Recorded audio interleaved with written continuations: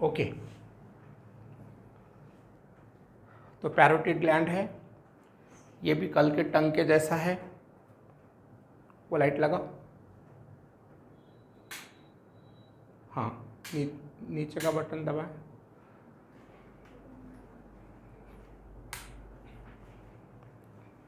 Okay, तो ये कल के टॉपिक के जैसा टॉपिक है। इसका मतलब क्या है? इसका मतलब ये भी लॉन्ग क्वेश्चन के लिए सूट होने वाला है। और पेपर निकालने वाला कोई भी जब पेपर निकालता है तो वो टॉपिक में का एक जॉइंट पूछता है, तो HNF में आपको एक ही जॉइंट है, जॉ जॉइंट, वो बहुत इंपॉर्टेंट है। अगर उसके ख्याल में आ गया कि मैं एक ग्लैंड डालूं, तो हेड नेक फेस में दो ग्लैंड पहले आंखी के सामने दिखती, एक पैरोटिड ग्लैंड और एक थायराइड ग्लैंड। एक पिट्यूटरी भी दिखती, लेकिन पिट्यूटरी ब्रेन में स्कल के अंदर गया। हेड नेक फेस में बाहर के साइड में अगर देखेगा तो उसको पैरोटिड ग्लैंड दिखती है और थायराइड ग्लैंड दिखती है। मतलब ग्लैंड पे क्वेश्चन आया तो दो ही ग्लैंड करना है और 15 मार्क देने वाली है, इसलिए ये टॉपिक इंपॉर्टेंट है। ओके, तो पैरोटिड का मतलब ऐसा होता है, इसको अगर अपन ने फोड़ के पढ़ा, इसको तोड़ा अपन ने, तो प्यारा मतलब अराउंड, एंड ओटिक मतलब ईयर, ये उसका मीनिंग है। मतलब कान के आजू बाजू में रहने वाली जो ग्लैंड है, कान के आजू बाजू में, दैट इज पैराओटिक, मतलब पैरोटिड ग्लैंड है। आपके बॉडी में इंपॉर्टेंट सलाइवरी ग्लैंड में 3 ग्लैंड्स आती है। उसमें पहली ग्लैंड है parotid gland, discovered by scientist Stenson. Parotid gland के बाद में submandibular gland, submandibular salivary gland, discovered by scientist Watson, and sublingual salivary glands, discovered by scientist Rivinus.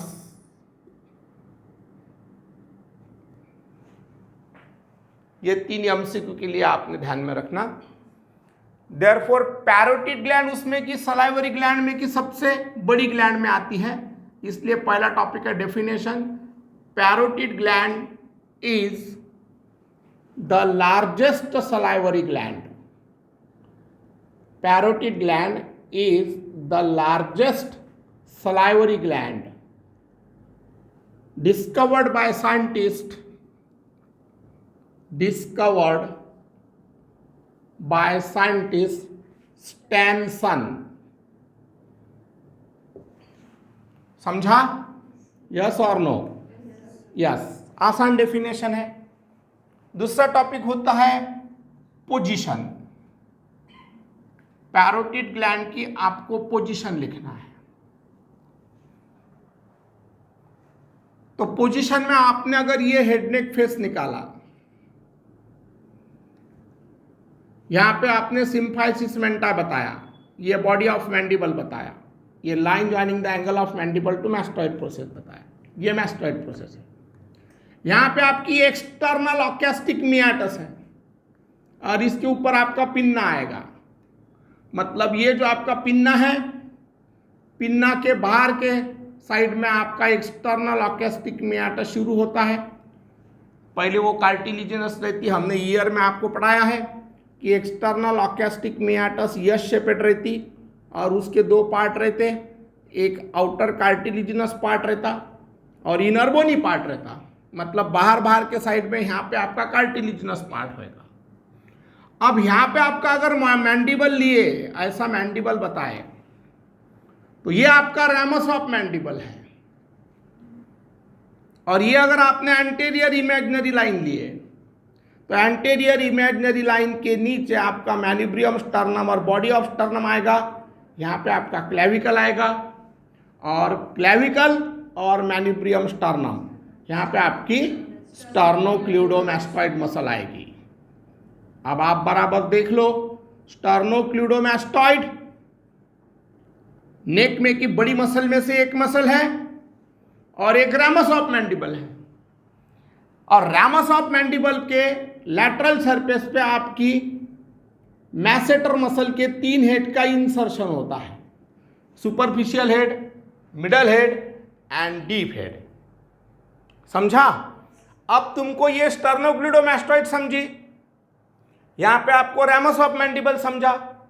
ये रैमस ऑफ मैंडिबल और स्टर्नोक्लिडोमास्टॉइड, ये दोनों के बीच में यहां पे आपकी पैरोटिड ग्लैंड बैठी होती है।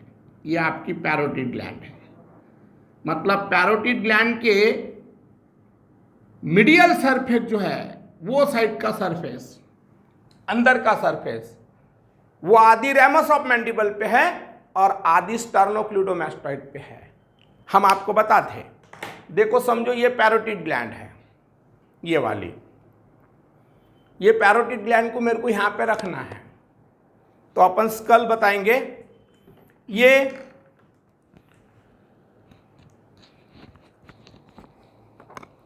है रैमस ऑफ मैंडिबल, और यहां से आप ऐसी स्टर्नोक्लिडोमास्टॉइड बताएंगे। यस, बराबर दोनों के बीच में एक्सटर्नल ऑकेस्टिक मियाटस है, ये बोन का लेबलिंग है। लाइव में इसमें कार्टिलेजिनस पार्ट भी रहता, और इसके नीचे एग्जैक्ट बराबर आपकी ये पैरोटिड ग्लैंड बैठी होगी, ये वाली। ये पीछे से स्टर्नोक्लिडोमास्टॉइड है। दिखा दिखा? यस और नो? मतलब खाली करते हैं।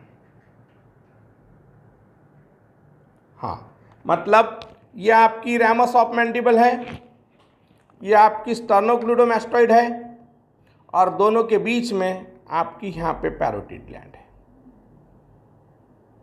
यस और नो? आपको समझ में आने को होना, ये इस तरीके से स्ट्रक्चर है। मतलब इसके नीचे से आपको यहाँ से स्टर्नोक्लिडोमास्टॉइड जाते हुए दिखेंगी। मतलब दो चीज़ आपको समझ में आई कि एक रैमस ऑफ मैंडिबल है, एक स्टर्नोक्लिडोमास्टॉइड है, उसके बीच में ऐसी पैरोटिड ग्लैंड बैठी, ये इस तरीके से। समझा? यस और नो? अब तुम एक बात को समझो, अगर पूरी parotid gland ramus of mandible पे पूरी बैठी रहती थी, तो अंदर का जो सरफेस रहता, ये पूरा सरफेस भी चपटा रहता था, और इधर का तो चपटा ही रहेगा। ये जो लैटरल सरफेस है उसका, इस पे तो डीप फेसिया रहता आपका। मैंने डीप फेसिया ऑफ नेक में पढ़ाया था। The deep fascia of neck cover the parotid gland and called as parotid capsule और पैरोटिड लैमिना, मैंने बताया था आपको। मतलब ये डीप फेसिया के अंदर होता है, और ये मीडियल सरफेस जो है, ये अगर रैमस ऑफ मैंडिबल पे पूरा प्लेन बैठता था, ऐसा रहता था, तो ये भी सरफेस प्लेन रहता था। लेकिन हुआ क्या, इसका आधा पार्ट रैमस ऑफ मैंडिबल पे आया और आधा पार्ट स्टर्नोक्लिडोमास्टॉइड पे आया। इसलिए पैरोटिड ग्लैंड का जो मीडियल सरफेस आपको दिख रहा, ये मीडियल सरफेस के दो पार्ट हो गए। अच्छी तरीके से देखो, ये पैरोटिड ग्लैंड के बीच में हमने पेन डाल के बताया, तो अब आपको दो सरफेस दिखेंगे। ये पूरा मीडियल सरफेस का कुछ पार्ट सामने गया और कुछ पार्ट पीछे आया, और बीच में एक बॉर्डर डेवलप हो गई। ये अगर आप बॉर्डर देखेंगे तो ये आपको बॉर्डर दिख रही, ये क्योंकि ये दोनों के ऊपर बैठा है, इसलिए पैरोटिड ग्लैंड का एक्सटर्नल फीचर देखेंगे तो उसको 3 सरफेस आ गए। एक सरफेस आ गया लैटरल सरफेस, इधर का, जो बॉडी के एकदम स्किन, सुपरफिशियल फेसिया और डीप फेसिया निकालते बराबर दिखेगा, इसलिए लैटरल सरफेस और सुपरफिशियल सरफेस। और इधर के 2 सरफेस हो गए, एक सामने वाला मीडियल सरफेस, मतलब anteromedial surface and posteromedial surface, मतलब 3 सरफेस हो गए। एक ऊपर का बेस हो गया और नीचे का अपेक्स हो गया। तो बेस को सुपेरियर सरफेस भी बोलते हैं। ये ऊपर का सुपेरियर सरफेस, बॉडी के नजीक का सुपरफिशियल सरफेस, इसलिए अभी कंफ्यूजन मत होने दो। Parotid gland consist of 1 base ऊपर वाला, 1 अपेक्स नीचे वाला, और 3 सरफेसेस, एक लैटरल सरफेस और superficial surface, anteromedial surface and posteromedial surface. आपको अगर इसमें कंफ्यूजन है तो अपन कलर चेंज करके इस पे सरफेसेस बता सकते हैं।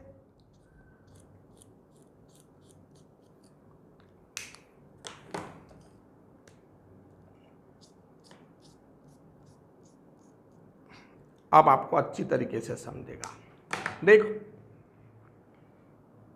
ये सामने का ब्लू कलर वाला एंटेरोमीडियल सरफेस है, ये आपके रैमस ऑफ मैंडिबल पे ओवरलैप होने वाला है इस तरीके से, और पीछे का स्टर्नोक्लीडोमास्टॉइड पे ओवरलैप होने वाला है। फिर अभी आपको एक्सटर्नल फीचर भी समझा और पोजीशन भी समझी। इसका मतलब पैरोटिड ग्लैंड की position, it is present below the external acoustic meatus, cartilaginous part of external acoustic meatus इसके नीचे है। It is present in between ramus of mandible. It is present in between ramus of mandible and sternocleidomastoid.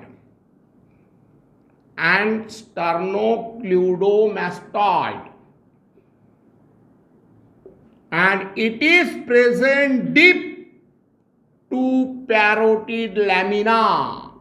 जो deep fascia का part है वो deep fascia आपके नेक का part है।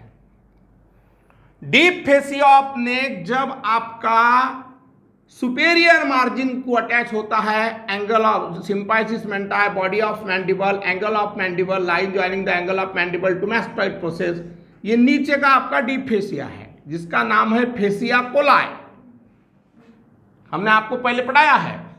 यहां पे आपकी पैरोटिड ग्लैंड है, तो ये डीप फेसिया जब भी एंगल ऑफ मैंडिबल को अटैच होता है तो एक पट्टी ऊपर फेंकता है और जाइगोमैटिक आर्च को अटैच करता है और पैरोटिड ग्लैंड को प्रोटेक्टिव कवरिंग तैयार करता है।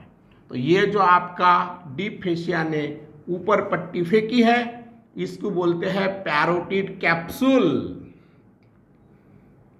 और पैरोटिड लैमिना।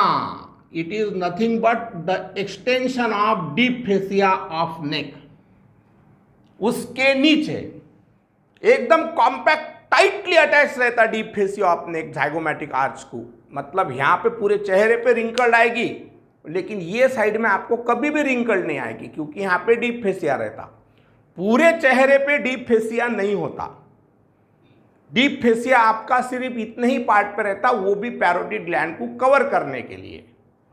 तो फिर आपको लिखना है पोजीशन में, parotid gland is present below the external acoustic meatus, cartilaginous part of external acoustic meatus. It is present in between ramus of mandible and sternocleidomastoid. ramus of mandible and sternocleidomastoid के बीच में बैठी है और deep to parotid lamina. तीसरा topic लिखना है आपको external features. External feature में पहले कैपिटल ए में 3 चीजें लिखना, शेप, साइज एंड वेट। तो पैरोटिड ग्लैंड का शेप ट्रायंगुलर रहता या पिरामिडल रहता, that is pyramidal in shape. Parotid gland की जो साइज रहती वो 5 to 7 सेंटीमीटर लेंथ रहती, 3 सेंटीमीटर ब्रेथ रहती, और पैरोटिड ग्लैंड का वेट 15 ग्राम इतना रहता। यह आपकी पैरोटिड ग्लैंड का एक्सटर्नल फीचर ए।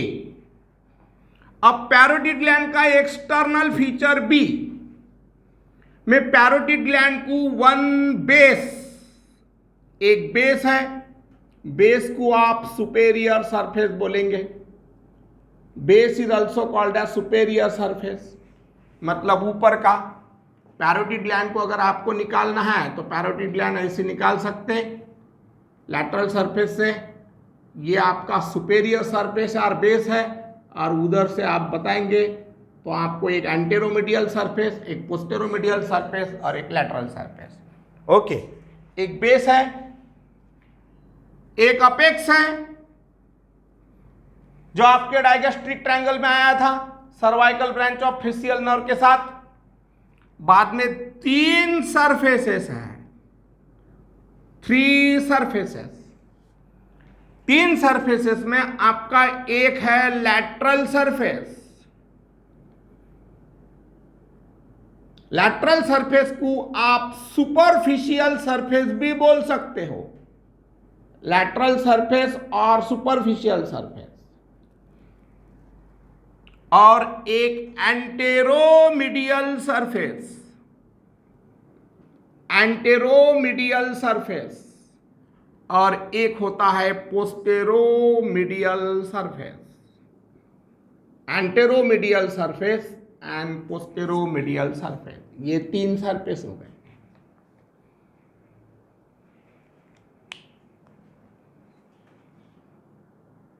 ओके,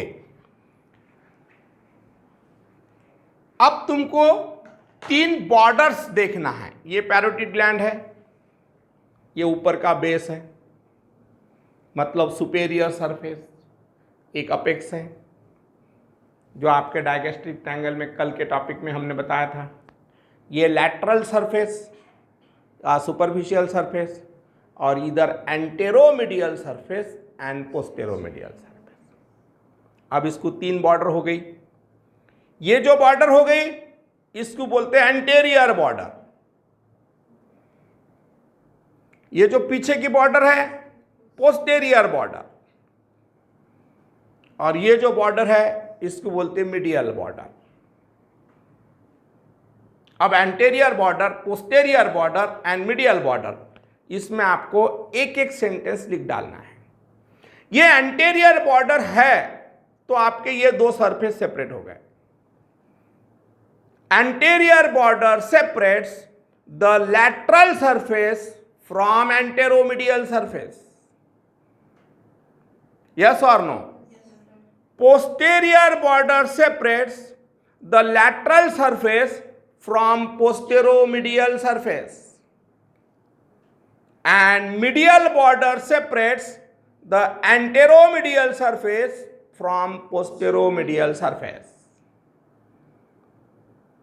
कोई डाउट? सब जन बताओ जोर से बोलो। Anterior border separates the lateral surface from anteromedial surface. Posterior border separates the lateral surface from posteromedial surface, and medial border separates the anteromedial surface from posteromedial surface. Okay, that is parotid gland के external feature B में 1 base और superior surface, 1 apex और 3 surfaces. इसमें lateral surface और superficial surface, anteromedial surface and posteromedial surface. अब 3 borders. 3 border में आपको कौन सी बॉर्डर किसको किसको सेपरेट करती है? And it consist of 3 borders. उसमें पहली anterior border. Anterior border separates,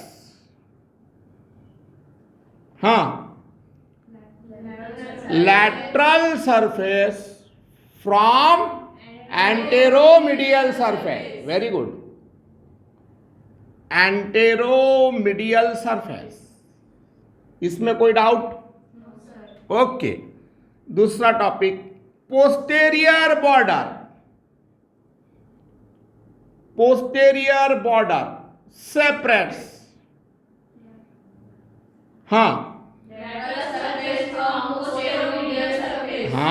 lateral surface from posteromedial surface, posteromedial surface. And तीसरा medial border. Medial border separates, बोलो ना, anteromedial surface from posteromedial surface, posteromedial surface, anteromedial surface from posteromedial. मतलब definition हुई, it is the largest salivary gland discovered by scientist tension. फिर position, it is present below the cartilaginous part of external ocastic meatus. It is present in between ramus of mandible and sternocleidomastoid. It is present deep to parotid lamina, parotid capsule, जो कि deep fascia का extension है। External feature में capital A shape size weight, external feature B में 1 base 1 apex 3 surfaces and 3 borders. अभी इसके बाद का आपका टॉपिक है, मतलब अभी एक्चुअली पैरोटिड लैम अभी आपको समझना शुरू हो जाएगी। चौथा टॉपिक हमको आपको पढ़ाना है रिलेशन। फिर आपका हेड नेक फेस में सब चीजें निकालना पड़ेगा और उस पर पैरोटिड ग्लैंड बताना पड़ेगा। तो पहले यहां तक के सब जन अच्छी तरीके से देख लो, किसी को कोई डाउट है क्या?